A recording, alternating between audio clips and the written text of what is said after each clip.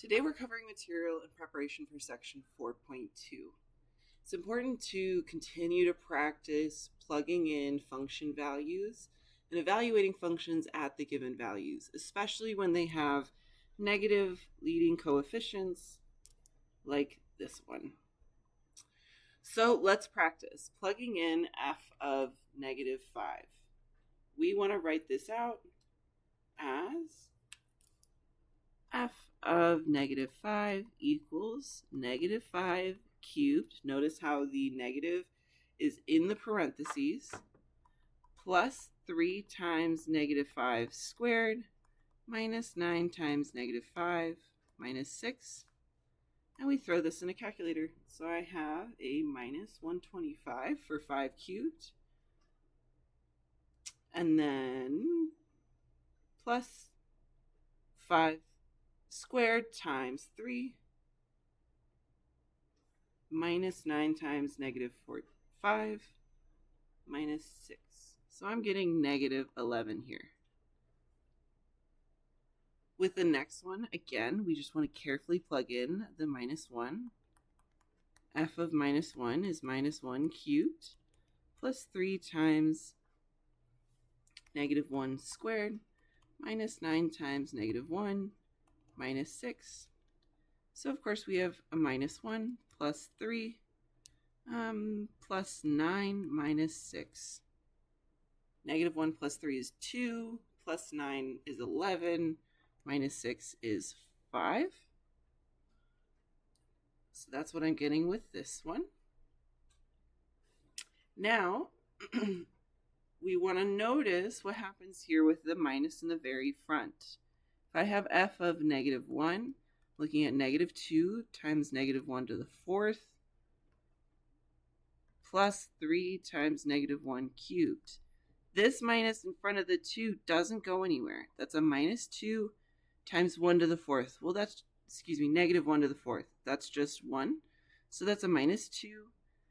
And then minus 3, because negative 1 cubed is negative 1. Negative 1 times 3 is negative 3. So it's minus 2 minus 3, which is a minus 5 overall. So again, it's just forcing you guys to practice dealing with this many negatives in polynomial evaluation. I do not want you to let something like this trip you up during the test. So please take the time to practice this that we saw in example 1.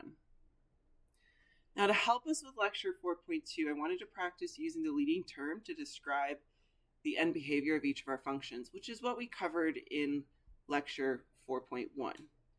And remember with this, we want to check when we have a polynomial of the form an x to the n plus an minus 1 x to the n minus 1 all the way down to our linear term and our constant term. So essentially, we have polynomials of this form, and we do this all the time, right? With these descending exponents going down to our constant here. So when I look at the end behavior of each function, I want to think about, is a sub n positive or negative? And then is n even or odd? Well, here my a sub n is 3, which means that we're positive. And here my n value is 4, which is even.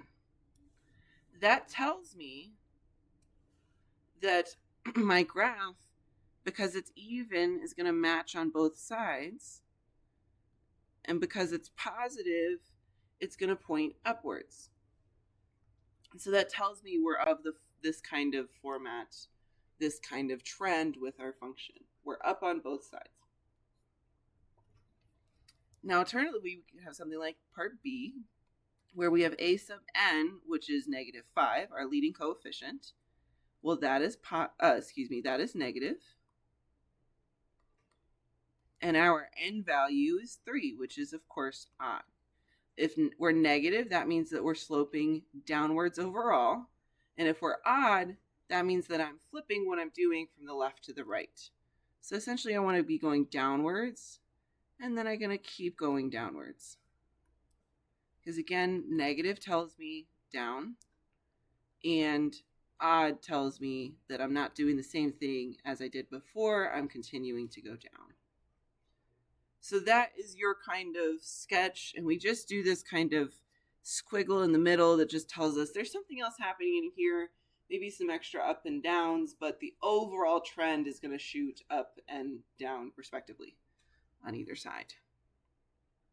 So give this some practice with this worksheet, just checking kind of what's going on with the trends, practicing from 4.1 to get us used to 4.2.